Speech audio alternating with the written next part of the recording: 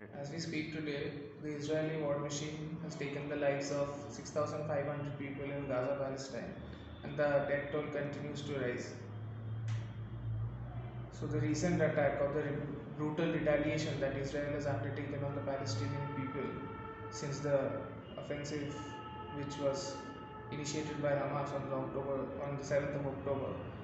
has shifted the focus from being centered on the group to the collective punishment that the Palestinian people are having to endure today. The Israel Palestine conflict represents one of the most intractable conflicts of our times, and the asymmetry which exists between the two parties is something that cannot be ignored at all. The dehumanization that the Palestinian people continues to face since 1948 is beyond appalling, and it requires the strongest of condemnations from the people of the world. Secondly, recently what happened and the statements that have been coming out of the state of Israel, such as the defense minister calling the people of Gaza, referring to the people of Gaza as human animals, is something that is astounding and appalling. What the Israeli government has been doing in Gaza, the shelling of hospitals, the shelling of civilian settlements, and the forceful dislocation of people and intentionally bombing them is something that is not new. As citizens of South Asia, we have seen what has happened, like the same things. In 2009, in May 2009, when the Sri Lankan armed forces concluded the Sri Lankan civil war, when it militarily defeated the LTTE, and evidence which came about, which was brought forward in the following months, showed how the Sri Lankan armed forces indiscriminately attacked hospitals, civilians, as well as non-combatants. This can be termed only as genocide,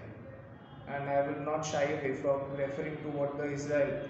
Israeli armed forces are doing on Gaza as a genocide. I will attribute all this to the tacit or even explicit ignorance or the indifference of the international community to the besieged people of the world, like the Palestinians. Here I would like to refer to a theorist who goes by the name of Kenneth Waltz,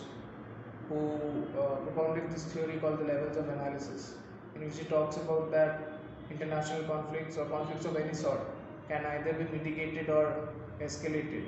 owing to variations on three levels, particularly the individual, the state, and the system. I would like to focus on the system level, which basically refers to how the international community or the international system responds to conflicts and whether they choose to support or condemn such occurrences. The present world order, as we look at it, has always been supportive of Israel, and Israel has used it as a leveraging tool to continue its policy of settler colonialism on the people of Palestine. Palestine today has become a matter of, it has become a tool that has been weaponized by hegemonic powers of the world at large. From the resolutions we are seeing that are being vetoed at the United Nations Security Council, it simply, one cannot really have faith in the state system anymore, and that is why as citizens of the